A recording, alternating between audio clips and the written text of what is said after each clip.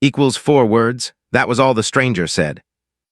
And every man standing outside the Hollow Creek mercantile that afternoon understood that something had just changed. The heat had turned the Arizona street white. Dust hung over the wagon tracks. Horses stood with their heads low beneath the hitching rail. Even the flies seemed too tired to move. But the stranger on the Roan Mare looked wide awake.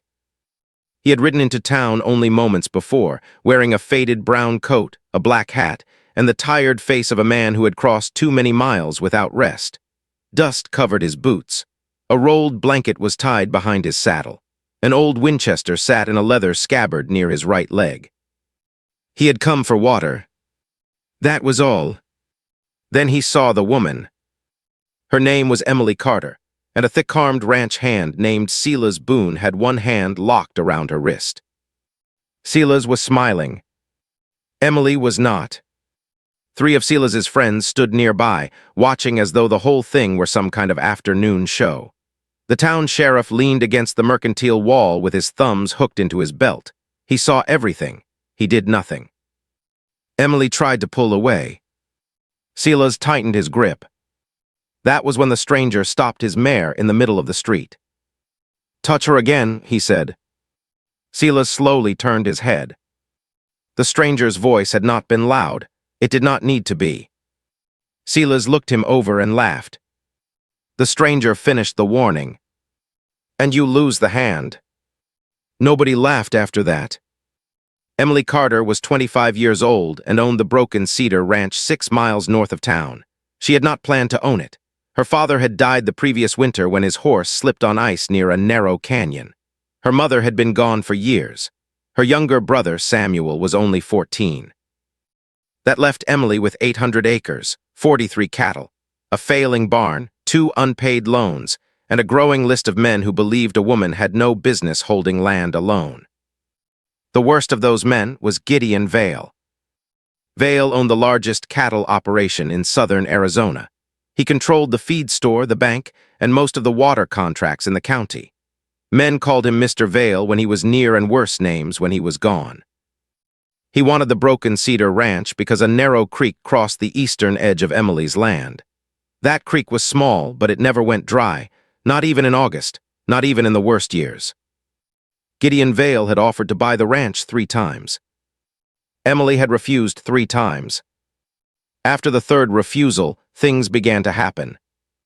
A section of fence was cut during the night. 6 cattle vanished. The bank suddenly demanded early payment on a loan her father had believed was settled. Then Samuel was followed home from school by 2 of Vale's riders. Emily knew what it meant. Vale was not asking anymore. That afternoon, she had come into Hollow Creek to speak with Sheriff Amos Pike. She wanted him to investigate the missing cattle and the threat against her brother. Sheriff Pike listened from behind his desk, nodded twice, and told her cattle sometimes wandered. Emily told him fences did not cut themselves. Pike looked away.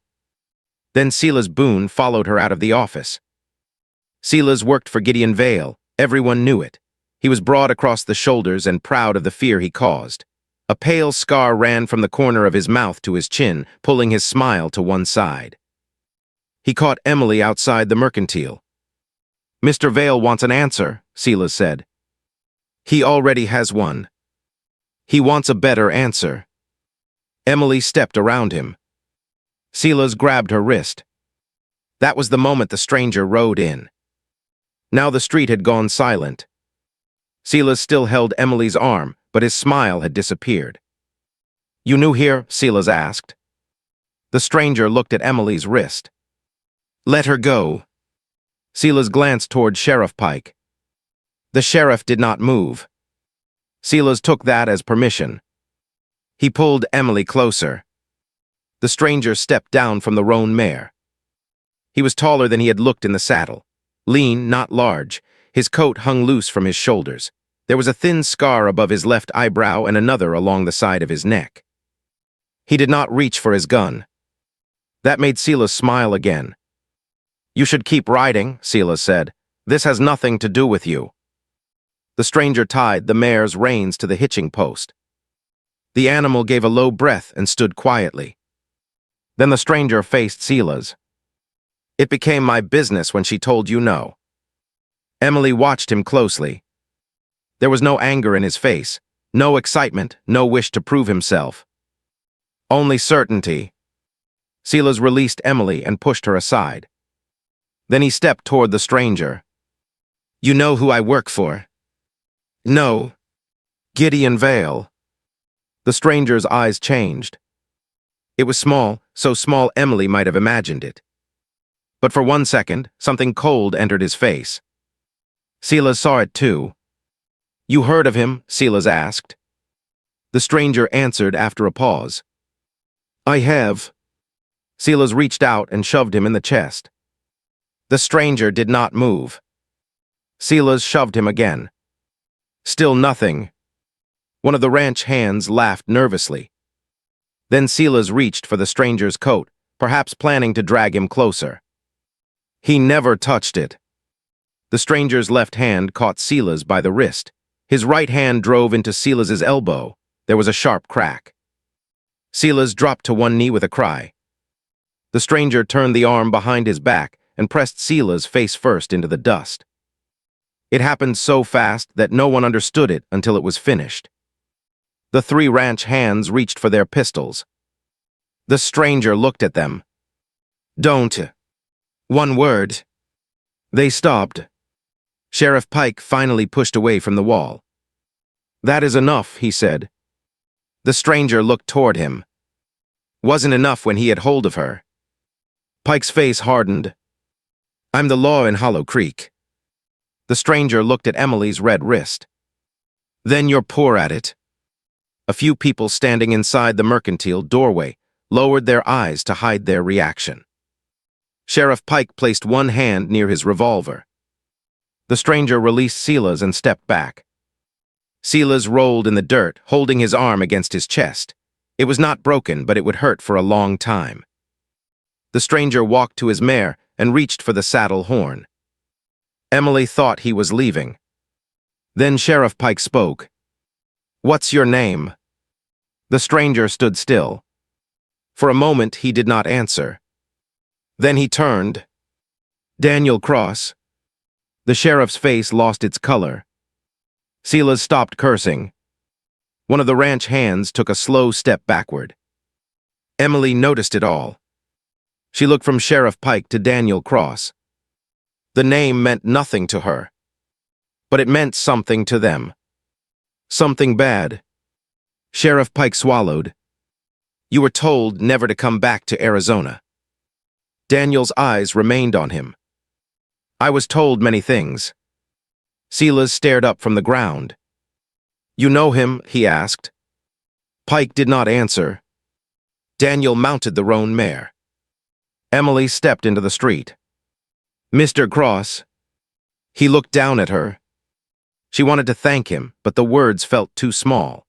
She also wanted to ask why the sheriff feared him, why Gideon Vale's name had changed his face, and why a man who looked like a drifter rode with the stillness of someone who expected trouble everywhere. Instead, she said, you should leave town before Vale hears about this. Daniel looked toward the northern road. Which way is the Broken Cedar Ranch? Emily's breath caught. 6 miles north. He turned the mare in that direction. Sheriff Pike called after him. Cross, you ride out there. You'll start something you cannot finish. Daniel looked back over his shoulder. No. His eyes moved to Silas Boone. They started it. Then he rode north. Emily stood in the road as the Roan Mare carried him beyond the last building and into the bright Arizona distance. She did not know why he was going to her ranch. She did not know that Daniel Cross had once worked for Gideon Vale. She did not know that 5 years earlier, men had found 12 bodies in a burned canyon camp near the Mexican border. And she did not know that Gideon Vale had spent every year since then believing Daniel Cross was dead. By sunset, Vale would learn the truth. And before the night was over, armed riders would surround the Broken Cedar Ranch. Daniel Cross reached the Broken Cedar Ranch just before sundown. The ranch sat beneath a line of dark red hills, where the open desert narrowed into a shallow valley. A small wooden house stood near the creek. The barn leaned slightly to one side, and several fence posts had been repaired with fresh rope instead of nails. Daniel noticed all of it before he dismounted. He noticed the tracks near the creek. 6 horses had crossed the eastern pasture sometime that morning. Their riders had not come to water their animals. They had circled the house, passed near the barn, and returned toward Hollow Creek. Someone had been studying the ranch. The front door opened. A thin boy stepped onto the porch, holding a rifle too large for him. "Stop there," he called. Daniel stopped. The boy's hands were shaking, but the rifle remained pointed at Daniel's chest. "You Samuel Carter?" The boy's eyes narrowed. "How do you know my name?" "Your sister mentioned you." "She did not mention you. She didn't know I was coming." Samuel kept the rifle raised. Daniel looked toward the northern trail. A small cloud of dust was moving between the hills. Emily was returning. She rode into the yard a few minutes later. When she saw Daniel standing near the barn and Samuel pointing a rifle at him, she pulled her horse to a sharp stop. "Samuel, lower it." The boy did not move. "He says you know him." "I know what happened in town." "That does not mean he belongs here." Daniel looked at Emily. "Your brother has good sense." Samuel lowered the rifle slowly. Emily climbed down from her horse. "You followed me home. I came ahead of you. That is not better." "No." She looked toward the Roan Mare, then toward the Winchester in Daniel's saddle. "Why are you here?" "Because Vale will send men." "You heard Sheriff Pike." "I did." "And that made you want to come closer." Daniel looked toward the tracks near the creek. "They were already here today." Emily followed his gaze. She saw the marks in the dust and went still. Samuel stepped from the porch. "Vale's men." "Most likely," Daniel said. Emily's face hardened. "They followed Samuel home last week." Daniel looked at the boy. "How many?" "2. Did they speak to you?" "They asked if my sister still slept in the room facing east." Emily turned toward Samuel. "You never told me that." "I did not want you frightened." "You are 14. I know how old I am." Daniel walked toward the creek and crouched beside the tracks. He studied them for a long moment. "One horse has a broken edge on the left rear shoe," he said. "Another rider carries something heavy on one side of his saddle. The prints run deeper there." Emily looked at him. "What does that tell you?" "It tells me we can identify them if they return." "When they return," she said. Daniel stood. "Yes." The sun was dropping behind the hills. Long shadows moved across the pasture. Emily folded her arms. "You still have not answered my question." Daniel looked at her. "Why am I here?" "Yes." His eyes moved toward Samuel, then back to her. "Because Gideon Vale will not stop after what happened today." "That is my problem." "It used to be mine." Emily stared at him. The evening wind moved dust across the yard. "What does that mean?" Daniel walked to the porch, removed his hat, and sat on the lowest step. He looked tired for the first time since she had seen him. 5 years ago, Vale hired me." Samuel moved closer. Emily remained standing. "For what?" "To find men who owed him money, to bring back cattle he claimed had been stolen, to frighten ranchers who refused his offers." Emily's voice became cold. "You worked for him?" "Yes." "You hurt people for him?" "Yes." Samuel lifted the rifle again. Emily placed a hand on the barrel and lowered it. Daniel did not move. "Why should we trust you?" she asked. "You shouldn't." The answer surprised her. Daniel looked toward the creek. "You should watch me. You should keep your rifle close. And if I give you a reason to send me away, do it." "What happened in the canyon camp?" Daniel's eyes returned to her. So she had remembered the sheriff's words. He was quiet for several seconds. Vale had a silver shipment moving north from Mexico. 12 workers guarded it. He believed one of them planned to steal part of the load. Did he? No. What did Vale order? He sent men to take the silver before the workers reached the border. He wanted it to look like a robbery. Emily already knew the next part would be worse. Were you there? I arrived after the shooting started. Did you stop it? No. Why not? Daniel's jaw tightened. Because I followed Vale's order instead of my own judgment. I blocked the canyon exit. I believed the workers were thieves. By the time I understood the truth, the camp was burning and 12 men were dead. Samuel lowered his eyes. Emily's anger did not leave, but something changed inside it. What did you do then? I took the records Vale wanted destroyed. Payment lists, letters, names. Where are they? Hidden. Why did everyone think you were dead? Because Vale sent 3 men after me. Daniel touched the scar near his neck. They left me in the desert.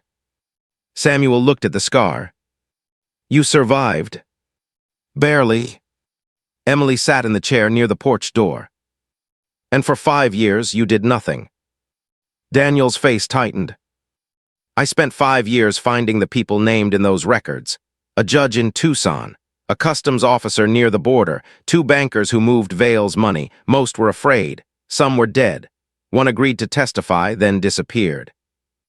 So you came back for Vale? Yes. And today was not chance.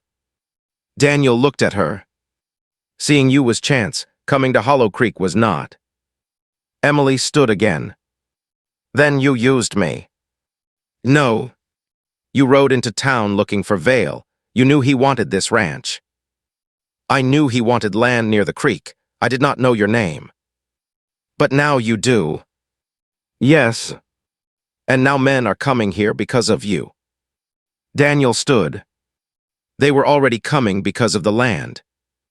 Before Emily could answer, the Roan Mare lifted her head. Her ears turned toward the southern trail. Daniel saw it. Then Samuel's horse moved nervously near the barn. Hoofbeats carried through the valley. More than one horse. Daniel crossed the yard quickly. Get inside. Emily did not move. This is my ranch. Then defend it from cover. Samuel ran for the porch. Daniel opened the saddlebag on his mare and pulled out a wrapped leather bundle. Inside were papers, a small field glass, and 2 extra boxes of cartridges. He handed one box to Emily. You have another rifle. My father is in the house. Take it, put Samuel near the back window, keep him low. Samuel protested. I can shoot. Daniel looked at him. Can you listen? Yes. Then listen to your sister. Emily took the cartridges. What will you do? Find out who came. You cannot walk into the yard alone. Daniel looked toward the trail. They already know I'm here. The first riders appeared at the southern ridge. There were 8. Silas Boone rode near the front with his injured arm tied against his chest. Beside him was a tall man in a black coat. His hair was silver at the temples, and he sat his horse with perfect posture. Emily had seen him only twice before. Gideon Vale. Daniel watched him approach. Vale stopped beyond rifle range. His riders spread out behind him. Silas looked toward the porch with hatred in his face. Vale's eyes settled on Daniel. For several seconds, neither man spoke. Then Vale smiled. Daniel Cross. Daniel stood in the open yard. Gideon, I was told you died. You paid men to make sure of it. They disappointed me. They disappoint you often. Vale's smile faded. Emily took position behind the front window. Samuel crouched near the rear of the house with the second rifle. Vale looked toward the house. Miss Carter, he called, I apologize for bringing private business to your home. Emily opened the window slightly. Leave my land. Vale sighed. Your father was difficult too. Daniel's hand moved closer to his revolver. Vale noticed. I did not kill him, Vale said. Emily's breath caught. She had never accused him of that aloud. Vale continued. His horse slipped, very unfortunate. Daniel watched Vale's riders. One near the western fence carried a rifle across his saddle. Another slowly moved toward the barn. Vale looked back at Daniel. You have something that belongs to me. The canyon records belong to the dead men. They are old papers. They can still hang you. Vale's face became still. Then he nodded toward the house. And she can help you hide them. She has nothing to do with this. She does now. Silas moved his horse forward. Vale raised one finger, stopping him. I came to make one final offer, Vale said. Give me the records, leave Arizona before morning. Miss Carter signs the ranch to me and all three of you live. Emily shouted from the window. No. Vale looked at the house. You should think carefully. I already did. Silas smiled. Vale turned back to Daniel. You always did choose the losing side. Daniel's eyes moved across the riders. The side with 8 armed men usually feels certain. Vale smiled again. Usually. Until the shooting starts. A rifle cracked from the western fence. The bullet struck the porch post beside Emily's head. Daniel drew before the echo faded. His first shot knocked the rifle from the rider's hands. His second struck the dirt beneath Silas's horse, forcing the animal sideways. Then the yard erupted. Emily fired from the window. One rider lost his hat and dropped behind his saddle. Samuel fired from the rear of the house, striking the barn door near the man trying to circle around. Daniel moved behind the water trough as bullets tore through the fence.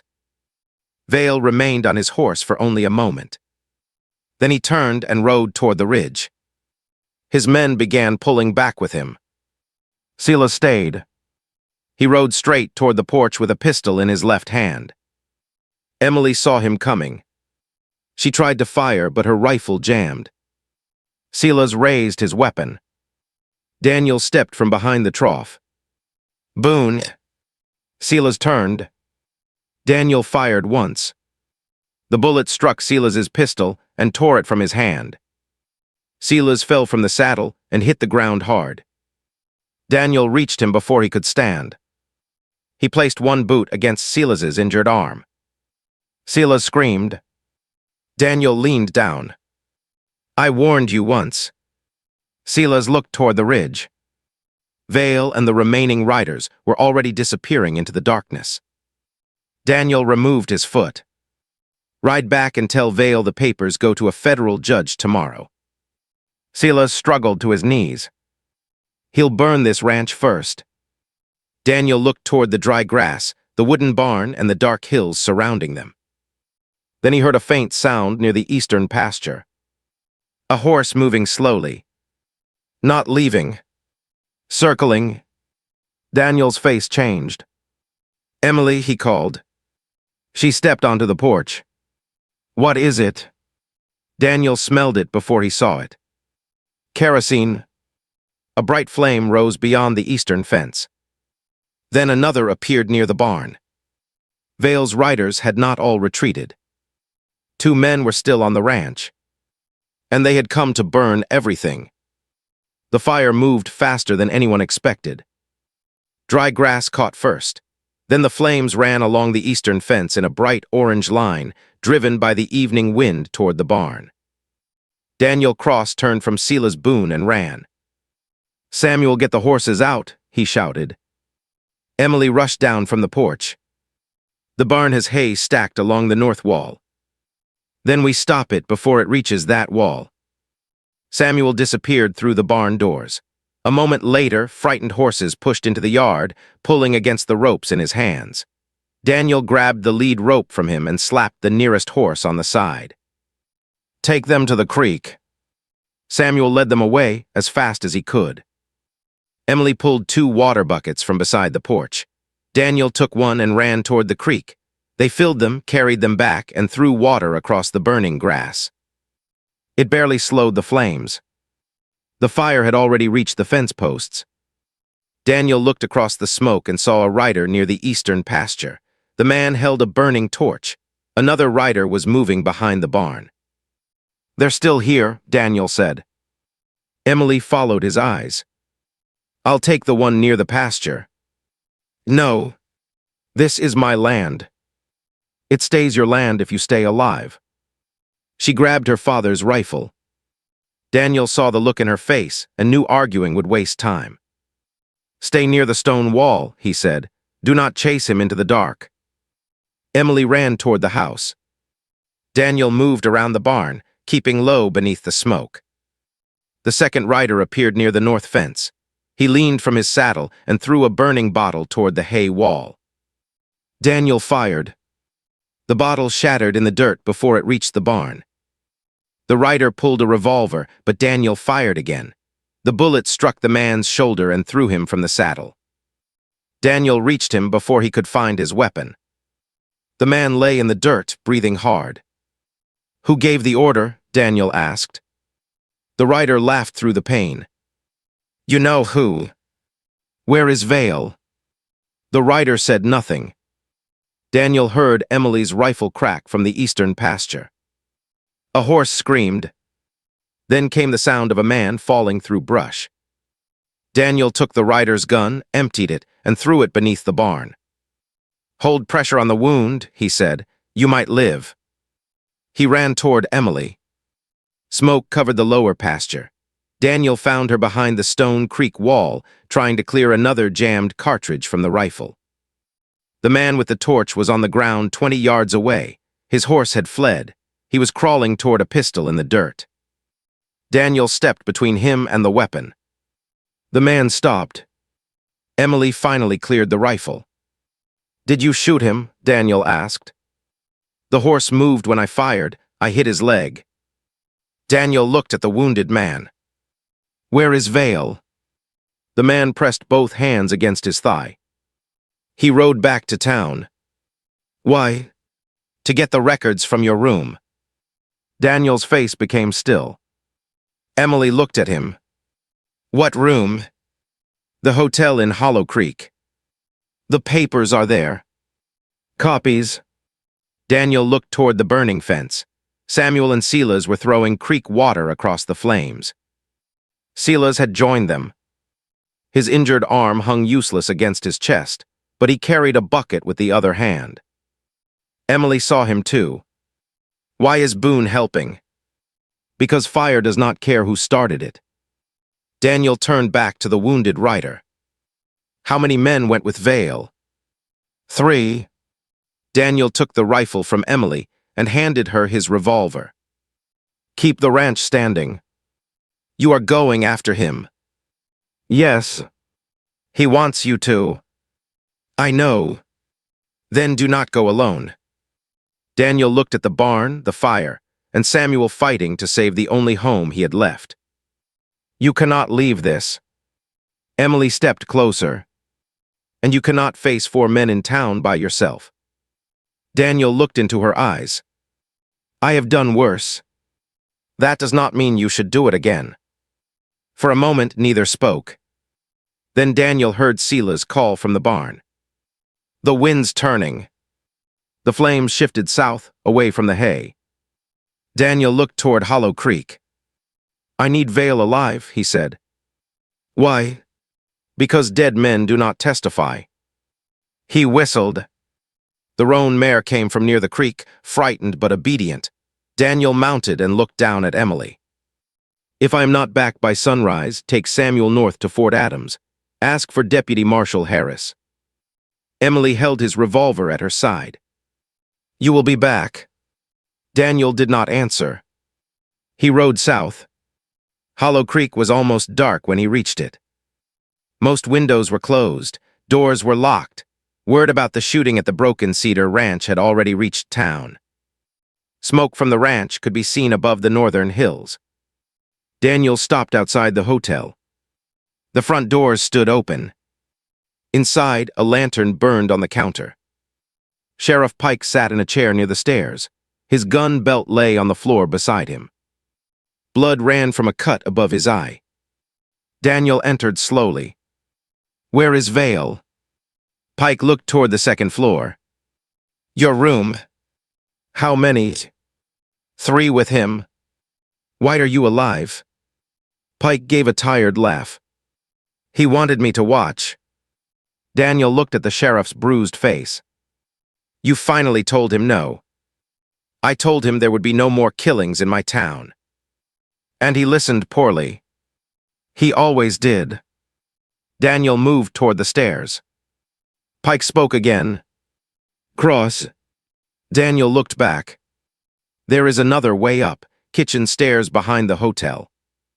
Daniel understood. The sheriff was helping him. It did not erase the years Pike had spent protecting Gideon Vale, but it was something. Daniel left through the rear door and found the kitchen steps.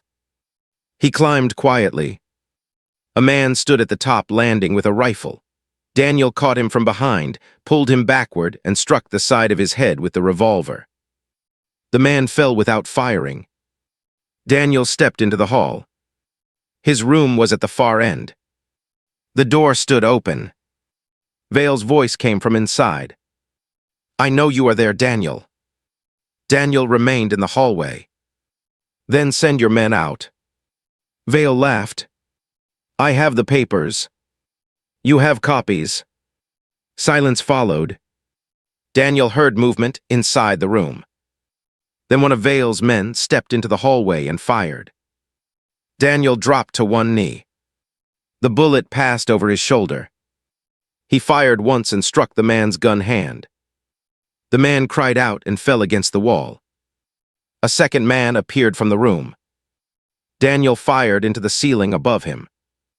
Wood and dust fell into the man's face.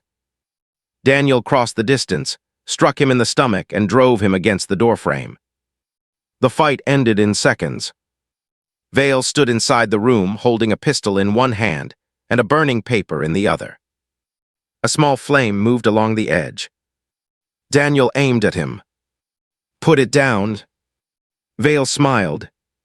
"You will not shoot, you need me alive. That is the only reason you are standing." Vale held the burning paper over the wash basin. 5 years you carried this hatred." "It was not hatred." "What was it?" "Memory." Vale's smile weakened. Daniel stepped closer. "You thought the men in that canyon would be forgotten.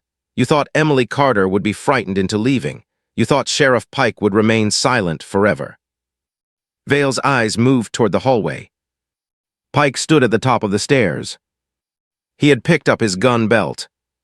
The sheriff looked at Vale. "It is finished, Gideon."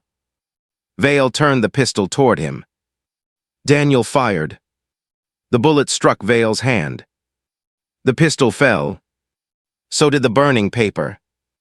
Daniel caught it before the flame reached the writing and crushed the fire beneath his boot. Vale stared at his bleeding hand. "You always shoot the hand," he said. "Hands make choices."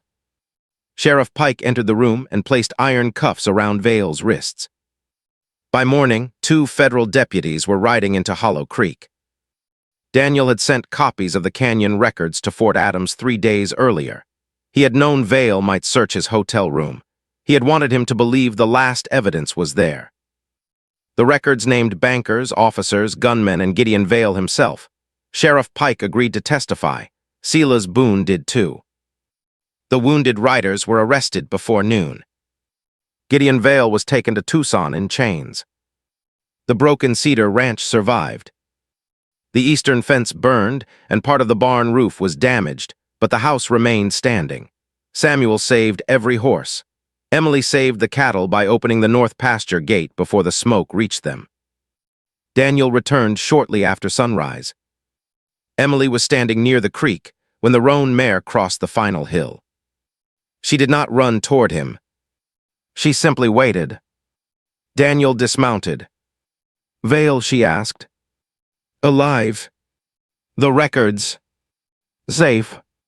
And Sheriff Pike. He made one good choice before it was too late. Emily looked at the bandage around Daniel's shoulder. One bullet had cut through his coat without entering deeply. You are hurt. I have had worse. That is not an answer. No. Samuel came from the barn carrying a hammer. You staying to help repair this? He asked. Daniel looked toward the burned fence. I suppose someone should. Emily almost smiled. Daniel remained at the Broken Cedar Ranch through the winter. At first, he slept in the barn. Then the first snow came early, and Emily told him there was an empty room in the house.